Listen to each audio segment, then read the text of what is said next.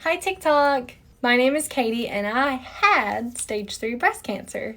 Today makes 2 weeks of being done with radiation. I had to do 5 weeks, so 25 days of radiation. I just wanted to come on here today and give you guys sort of an update on maybe what you can expect or similar 2 weeks after radiation, some products that I used, and how my skin's looking.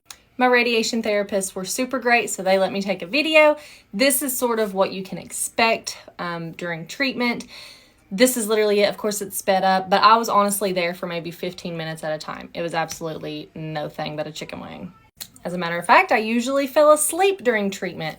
The most, or I guess the worst side effect that I had during all of it was fatigue. Of course, some burning, but the fatigue sort of came and went. It wasn't there all the time. I've noticed it was more towards the end of the weeks whenever I had been getting radiation for 4 or 5 days. At the end of radiation, my burns sort of looked like this.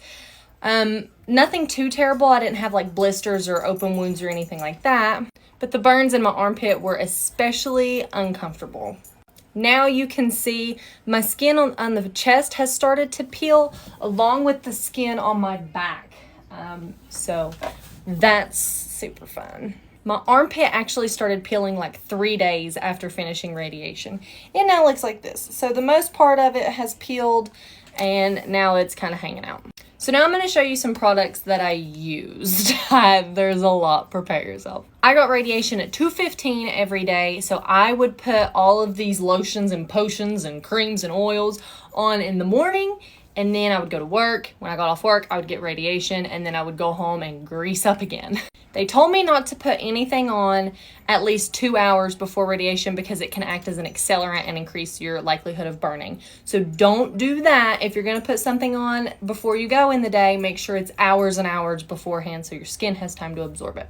Okay, so first things first, I had these products sent to me by an esthetician out of Knoxville. She was very great and generous in giving me these things. Neogenesis... There, I turned it for you. Neogenesis is the brand. It is made for people going through radiation. It is like next generation stem cell science. Super fancy.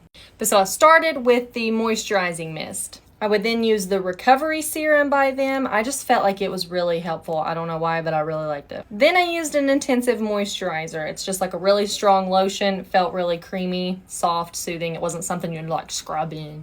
Then traditional aloe. I wanted to get the aloe that didn't have any dyes, anything mixed into it, just literally 100% natural aloe. And then because I saw it on Pinterest, had to use this stuff. I used calendula oil mixed with some coconut oil. Very greasy. It took forever to absorb, so use a very little teeny tiny bit of it. But calendula oil is literally made for like burns, like sunburnt skin. So I used that a lot and I really liked that oil. I didn't always use the coconut oil just because of how greasy it was. In the morning, I would use Eucerin, just like the really thick stuff, because it absorbed, don't get me wrong, it didn't absorb great, but it absorbed decently enough in the short amount of time before I put my scrubs on to not stain the majority of my scrubs. At night, when I would go home, I would end with just traditional Aquaphor because it's a barrier cream. It literally looks like Vaseline. This stuff does not absorb. It will not soak into your skin. It just has to get rubbed off. So if you put clothes on over it, you're going to stain your clothes unless it's black. So that I got put on in the evenings. I didn't wear literally anything of the afternoon. Like I literally would just sit around without a top on and try to let all these greases absorb. Believe it or not, I didn't think about my back burning because I didn't realize that the beams went in through the front and then also some through the back to make sure to get everything. So I didn't realize it came in through the back for the longest time, and I didn't really think about my back burning. So I didn't put anything on my back till it was already burnt. So that's probably why it kind of looks so crusty. Love that. But all in all, I mean, compared to how it could look, guys, I think it does look pretty good. I can't really complain. I was absolutely terrified of getting infection like on my expanders from radiation, which my surgeon informed me that that could happen. So I was really paranoid about that, but it didn't happen. I didn't have any blisters. I went to the beach literally 4 days after I finished radiation. My plastic surgeon didn't love that idea, but I did it anyways because why not? I was very careful. I used really good like Eucerin sunscreen. I wore like cover-ups. I kept my chest and my back covered. I didn't saturate myself in water. I really took all the precautions that I could.